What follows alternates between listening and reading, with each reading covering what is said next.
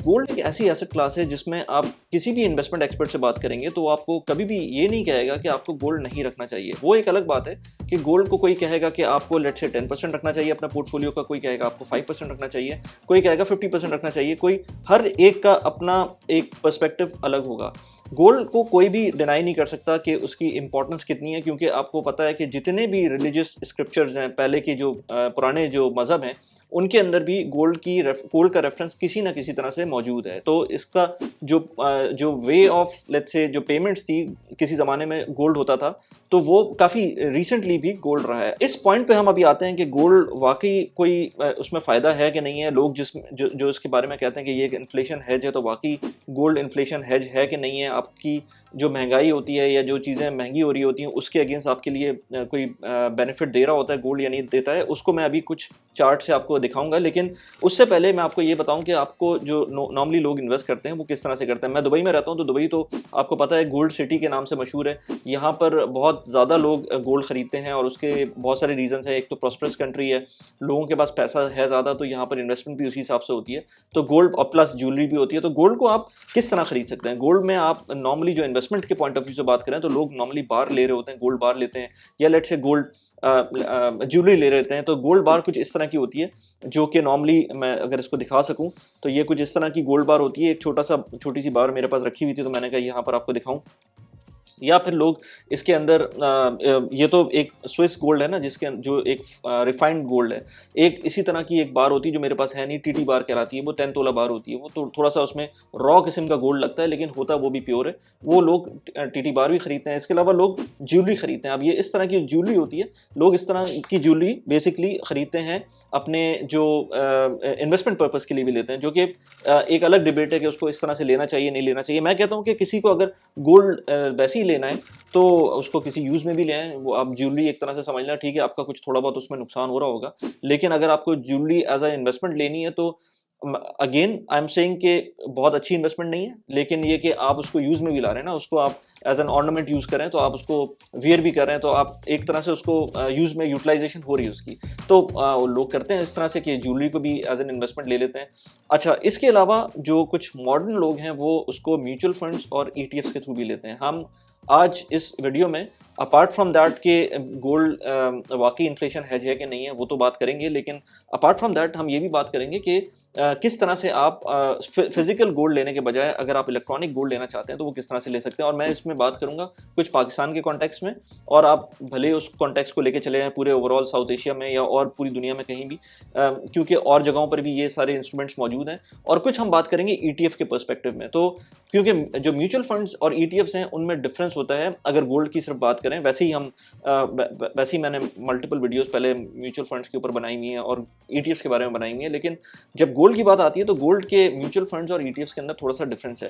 पहले मैं बात करता हूं आपसे कि गोल्ड वाकई इन्फ्लेशन हेज है कि नहीं है। लेट्स से आज से 12 साल पहले, मैं 12-13 साल पहले की बात इसलिए कर रहा हूं क्योंकि मैं खुद 12-13 साल पहले UAE में आया था, तो मैं उस टाइम से रिलेट कर सकता हूं। तो 12-13 साल पहले अगर हम बात करें तो दूध का एक कार्टन जो है वो आई थिंक 2 दिरहम का मिलता होगा।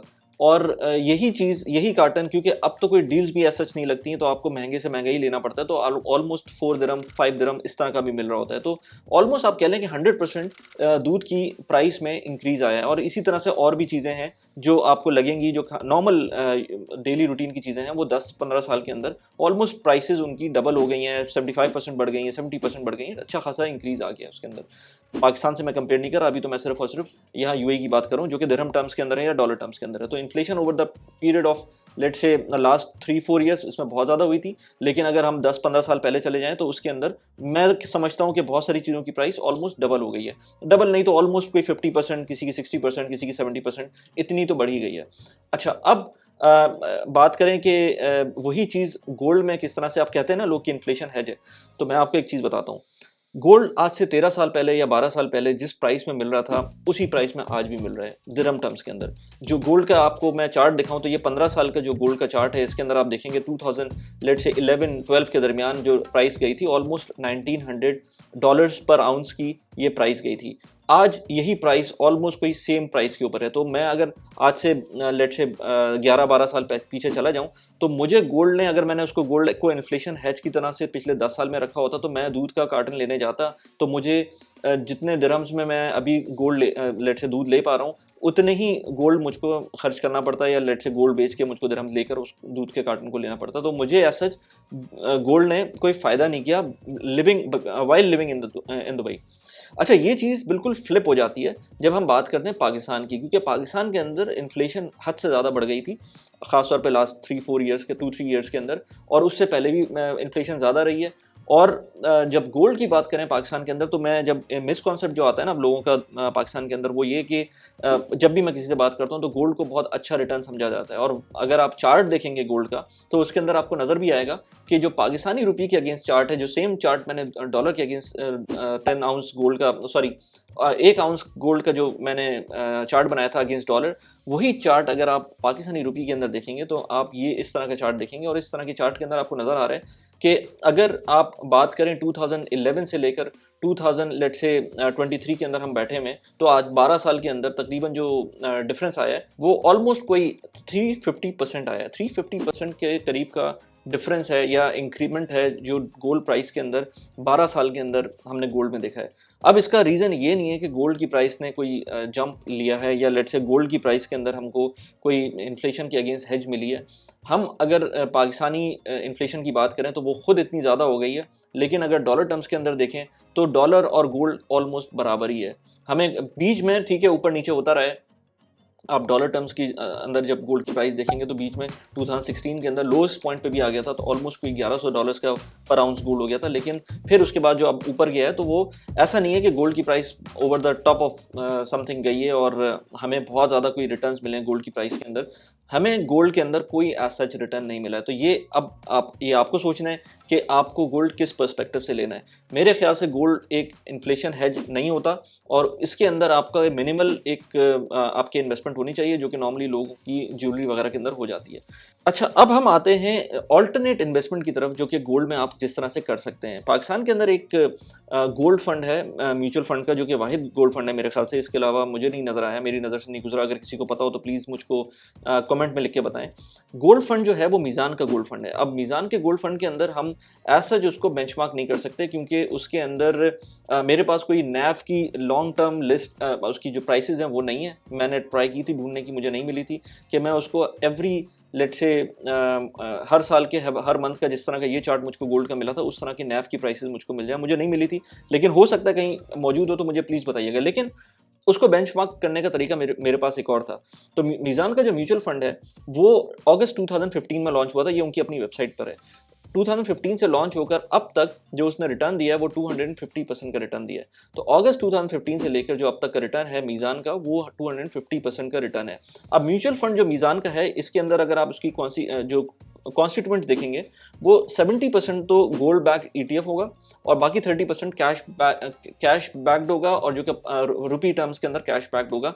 चाहे वो कैश वाकई कैश हो, चाहे वो उन्होंने म्यूचुअल फंड में कहीं और इन्वेस्ट किया हो, फिक्स सिक्योरिटीज़ में कहीं इन्वेस्ट किया हो, तो उससे थोड़ा बहुत रिटर्न मिल रहा है उनको। लेकिन जो ओवरऑल इस म्यूचुअल फंड का रिटर्न है वो 250% है over the period of late से 8 साल के अंदर। 8 साल में देखा जाए तो अगस्त 2015 में रफली, अगर ये आउंस की बात की जाए, उसी चार्ट पे वापस अगर जाएँ, तो ऑलमोस्ट रफली कोई 125,000 रुपीज़ पर आउंस के ऊपर इसका जो रेट था गोल्ड का। और आज देखा जाए तो ऑलमोस्ट कोई 525,000 रुपीज़ का, यानी कि 5,25,000 रुपीज़ का एक आउंस है गोल्ड का।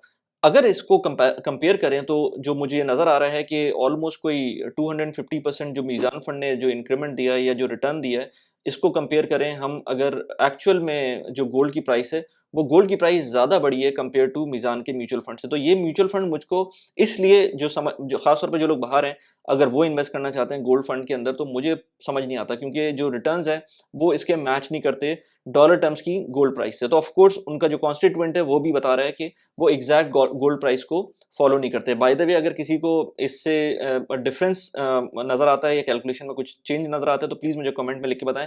आई वुड लव टू सी कि क्या डिफरेंस है। मैंने इससे पहले भी एक वीडियो बनाई थी और इसी पॉइंट पर मैंने बात की थी, और जब मैंने उस पे बताया था तो काफ़ी कमेंट्स आए थे नीचे मुझको, लेकिन कोई भी जब उन्होंने सबने कैलकुलेट किया उसको बैठकर, तो बात मेरी सही थी। तो मुझे अभी भी मुझे इस चीज़ का आई एम नॉट श्योर कि ये इस तरह की कैलकुलेशन अगर कोई करता है दोबारा से मंथ बाय मंथ और ईयर बाय ईयर, तो उसमें क्या डिफरेंस मिलता है। लेकिन सिंस इंसेप्शन की बात करें तो 250% जो इंक्रीज आ रहा है, मीज़ान जो खुद बता रहा है कि हमारा 250% का रिटर्न है, वो अगर देखें तो जो हमारा टोटल रिटर्न आ रहा है वो काफ़ी कम है जो अपनी गोल्ड की प्राइस गई थी, क्योंकि 250% के हिसाब से सिर्फ 433,000 यानी कि 4,30,000 के करीब आपका गोल्ड की प्राइस होनी चाहिए थी, जबकि इस वक्त गोल्ड की प्राइस 5,25,000 है। तो इट इज़ क्लियर कि मीज़ान का फंड जो है वो आपको सही रिटर्न नहीं दे रहा है। अच्छा, ये बात तो हो गई अगर पाकिस्तान में कोई है, लेकिन फिर भी अगेन अगर किसी को गोल्ड में लेट्स से एक्सपोजर रखना है, व्हाइट मनी है किसी का, गोल्ड में एक्सपोजर रखना है, गोल्ड खरीदना नहीं है, फिजिकल गोल्ड के अपने मसले होते हैं, लॉकर्स में रखना पड़ता है आपको, घर में सिक्योरिटी का प्रॉब्लम हो जाता है। तो अगर कुछ इस तरह का है तो आप इसको फिर भी थोड़ा बहुत इन्वेस्ट कर सकते हैं जितना आपको गोल्ड में इन्वेस्ट करना है। लेकिन अगेन अपने रिटर्न्स को अपने फंड मैनेजर से बात कर सकते हैं, उससे ज़रा समझ सकते हैं इस चीज़ को, उसके बाद उसमें आप इन्वेस्ट करें अगर आप करते हैं। वैसे मैं जितनी भी वीडियोस बनाता हूँ इसमें कोई भी इन्वेस्टमेंट एडवाइस नहीं होती, this is only for the educational purpose. अच्छा, अब आते हैं एक और ऑप्शन की तरफ, वो है गोल्ड का ईटीएफ। अब गोल्ड का ईटीएफ पूरी दुनिया के अंदर मल्टीपल ईटीएफ्स हैं। मैं एक मशहूर ज़माना ईटीएफ की बात करूंगा तो जीएलडी के नाम से उसका टिकर सिंबल है, जो कि आपको यूएस में जो अगर आप कोई स्टॉक ब्रोकरेज यूज़ करते हैं तो आपको वो नज़र आता है। मैं क्योंकि बराका की ऐप यूज़ करता हूँ यूएस के स्टॉक्स में इन्वेस्ट करने के लिए, तो मुझको जीएलडी का जो टिकर है वहाँ पर नज़र आता है। मैं उसको जाकर उसका 182 के करीब उसकी इस वक्त वैल्यू चल रही है। गुड थिंग इज़ दैट ये आप बेंचमार्क कर सकते हैं। मैंने इस चीज़ को बेंचमार्क किया कि जीएलडी की जो प्राइस है वो और गोल्ड की जो प्राइस है, अपनी जो एक्चुअल प्राइस है, उसका क्या ट्रेंड रहा है। तो ये ट्रेंड आपके सामने नज़र आ रहा है कि दोनों को एग्ज़ैक्टली ऑलमोस्ट मैच कर रहा है डेट बाय डेट और ईयर बाय ईयर। तो इसके अंदर ये मुझे पता है कि मैं जब भी इस जीएलडी के टिकर के अंदर इन्वेस्ट कर रहा हूँ तो मैं गोल्ड की प्राइस को मिमिक कर रहा हूँगा। तो ये मेरे लिए एक अच्छी चीज़ है। इसका जो जो इसकी जो फ़ीस है वो भी काफ़ी कम है। ईटीएफ सबसे ज़्यादा सस्ता ऑप्शन होता है अगर आप किसी लेट्स से इन्वेस्टमेंट करते हैं उसके अंदर। मेरा पॉइंट ऑफ व्यू ये है कि अगर बजाय इसके कि आप अगर दुबई में रहते हैं, सऊदी में रहते हैं, कहीं भी रहते हैं, अगर आप लेट्स से इस तरह का गोल्ड बाय करते हैं, तो इस तरह का गोल्ड बाय करना ठीक है, लेकिन अगेन हमें ट्रैवल करना पड़ता है, हमें इधर-उधर जाना पड़ता है, तो मेरे लिए तो ये इसको सिक्योर करना एक और मुश्किल हो जाती है। ऑल्दो कि यहाँ पर कोई ऐसा चोरी-वोरी नहीं होती, लेकिन फिर भी ये एक लेट्स से आपने बड़ा ज़्यादा अमाउंट का गोल्ड लिया हुआ है, तो इसमें प्रॉब्लम हो सकती है। तो आप आराम से जाकर बराका के थ्रू या किसी भी स्टॉक ब्रोकरेज हाउस के through, by the way Baraka के थ्रू अगर आपको लेना है, तो बराका में अकाउंट खोलने के लिए मेरा रेफरल कोड यूज़ करेंगे तो अप टू $25 का आपको रेफरल बोनस भी मिलेगा। तो वो उसके थ्रू आप उस लेट्स से ब्रोकर के थ्रू जाकर आराम से जीएलडी ट्रैकर अपने पैसे ट्रांसफ़र कर सकते हैं। उसके अंदर जो आपका ब्रोकरेज अकाउंट है जो कि बराका है, उसके थ्रू जब आपके पैसे ट्रांसफ़र हो जाएँगे तो उसके थ्रू आप भले महीने में $40 का गोल्ड लेना चाहें, भले महीने में $4,000 का गोल्ड लेना चाहें, जितने का भी गोल्ड लेना चाहें आप उसके थ्रू ले सकते हैं। विदाउट इनकरिंग आपको कि बार-बार लेट्स से आपको दुकान जाना है, गोल्ड सूक जाना है या कहीं इधर-उधर जाकर गोल्ड खरीदना है। इसके अंदर बाय द वे जब ये आप खरीदते हैं तो इसके अंदर भी आपको चार्जेस लगते हैं, क्योंकि सेलिंग एंड बाइंग के रेट्स डिफरेंट हो जाते हैं। आप इस तरह का गोल्ड लेंगे जिसके अंदर जो लेट्स से पैक्ड होता है, तो उसके अंदर उसका प्रीमियम भी देना पड़ता है आपको थोड़ा-सा। तो इसलिए बेटर कि आप अगेन मैं कह तो रहा हूँ बेटर क्योंकि मैं अपने पॉइंट ऑफ व्यू से बात कर रहा हूँ, लेकिन आप अपने पर्सपेक्टिव से सोच सकते हैं जो आप सोच रहे हैं। उसके हिसाब से मेरे ख्याल से ये ज़्यादा बेहतर है कि आप डिजिटल गोल्ड ले लें, ईटीएफ्स ले लें। अगेन वही बात आती है कि आपको कितना गोल्ड लेना है, कितना नहीं लेना है, ये आप पे डिपेंड करता है। मेरे हिसाब से आपकी नेटवर्थ का अगर आप पाकिस्तान से बाहर हैं तो 5 to 10% इससे ज़्यादा गोल्ड नहीं होना चाहिए, जो कि नॉर्मली घरों में ज्वेलरी की कंडीशन के अंदर लोगों के पास होता ही है। मैंने एक इससे पहले वीडियो बनाई थि बाइंग वर्सेस रेंटिंग की, जो कि अगर आप यूएई में हैं या दुबई में हैं या किसी और जगह पर भी इवन है, अगर आप मॉर्गेज वर्सेस रेंटिंग को थोड़ा-सा एक्सप्लोर करना चाहते हैं तो मैंने उस पे एक डिटेल में वीडियो बनाई थी, यहाँ पर उसका लिंक लगा दिया। इसके अलावा मैंने एज़ आई सेड बराका को मैं यूज़ करता हूँ, तो बराका के ऊपर एक डिफरेंट किस्म की वीडियो बनाई थी मैंने, यहाँ पर उसका लिंक लगा दिया। कैसी लगी वीडियो प्लीज़ मुझे बताइएगा। Thanks for watching the video. Bye bye.